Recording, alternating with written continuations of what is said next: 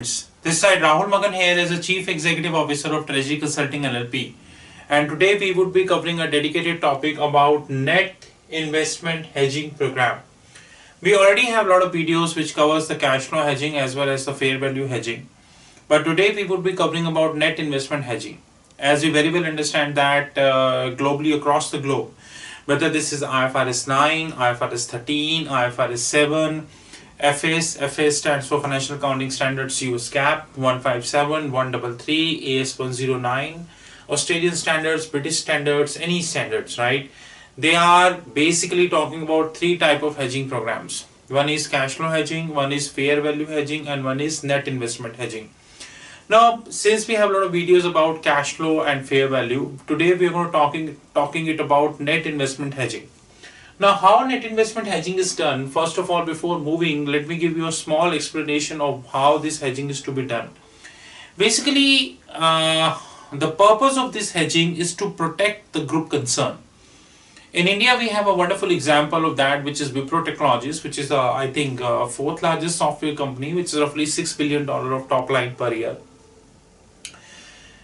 The purpose of this hedging is to make sure that the relevant company would be saving itself from the hedging cost, and the hedging cost will actually come in the books of a parent who is ready to bear that. There are a lot of misconception about net investment hedging that, basically in the sense like, it's all about translation, it's all about hedging of the translation. No, this is practically wrong. This is all about net investment hedging, which we want to talk about. Now, here it goes. Take an example. Tomorrow there is a meeting which is happening in India, and Government of India is allowing opening up of the petroleum sector. So government allowing that all the foreign companies, like top foreign companies like Aramco, ExxonMobil, Unlocal, Total, and others, they can come forward and they can invest in India. In that regards, ExxonMobil, which is the largest US company of the globe, largest oil company, which basically largest oil company, predominantly an American setup, they wanted to set up their facility in India. Then who is an actual investment party? ExxonMobil India, ExxonMobil US. Who is actually getting the funding? ExxonMobil India. Investment is approximately $10 billion. Currency is USD, and type is net investment hedging. And assuming both the sides, we have a bank which is Goldman Sachs. Please do remember very carefully that in the next investment hedging, equity is not considered as an exposure. Neither preferential shares, sorry, my mistake, convertible preference shares is considered as an exposure.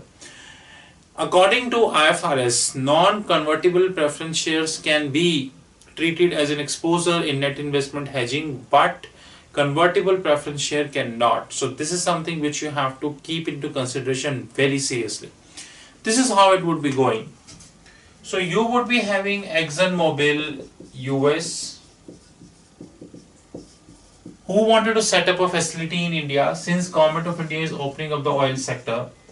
So you have ExxonMobil India. Suppose the funding is coming $10 billion. Both the sides the bank has to be same. Here it is Goldman Sachs US, and here it is Goldman Sachs India. Now actually the funds being remitted in dollars, and the functional currency of ExxonMobil US is dollars, and the functional currency of ExxonMobil India is Indian rupee. The fund which is given in the form of a debt, assuming the ICD, intercorporate deposit, assuming the loan is given at a loan of 3%, assuming. In that sense, there is an issue for ExxonMobil India. The reason being, this fund is coming in an entity where functional currency is INR, and the fund is coming in dollar terms. I'm not saying that this is something which cannot be hedged. It could be hedged very easily. But again, the cost is in the books of ExxonMobil India. How it can be hedged? We have a lot of time discuss about principal only swap. It can hedge coupon only swap, or if we add both, then it is cross currency interest rate swap. the way it can be hedged. Now the problem which actually coming here is that, the practical problem which is coming here is that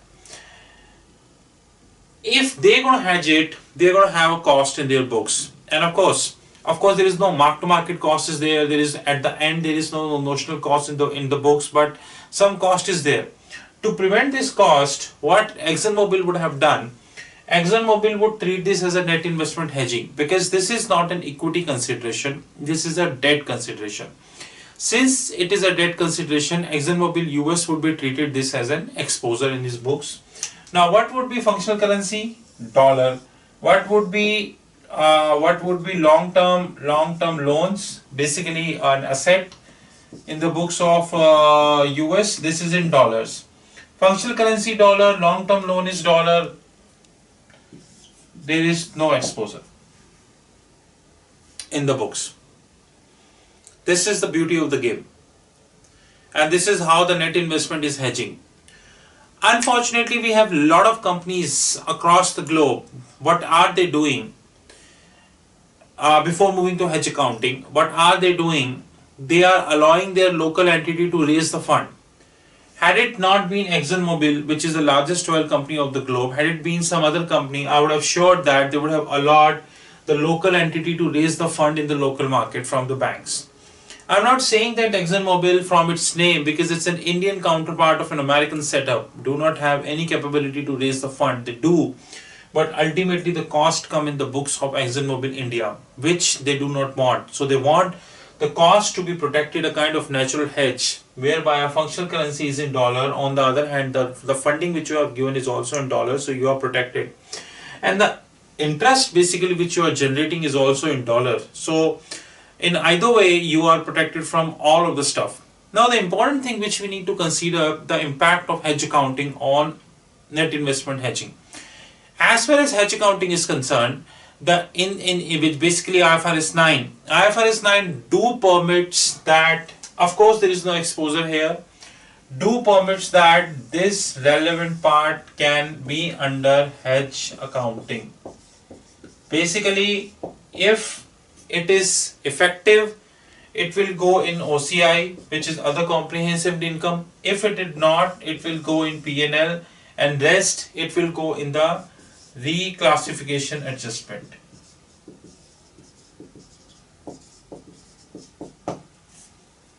This is how it goes. In my personal opinion, net investment hedging is one of the wonderful instrument accounting standards are created.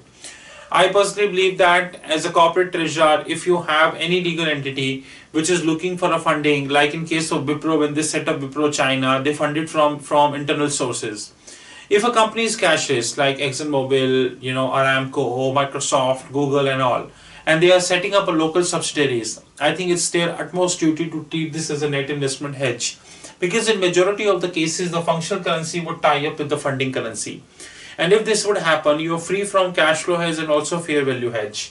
In this situation, ExxonMobil will not only free from cash flow hedge but also from fair value hedge, which is a wonderful situation. This is how a net investment is hedging. In case you have any question, our website www.treasuryconsulting.in, our mobile 9899242978, Skype ID is Rahul5327. Our fixed income contact is 91, which is an Indian code, 011, which is the Delhi code, 401-99774. I repeat, 401-99774. Our email is rahul.magan@treasuryconsulting.in. Thank you and have a wonderful time. And before winding, please don't forget that fixed income platform is just 15 days away. World #1 fixed income platform. Thank you. Have a wonderful time ahead.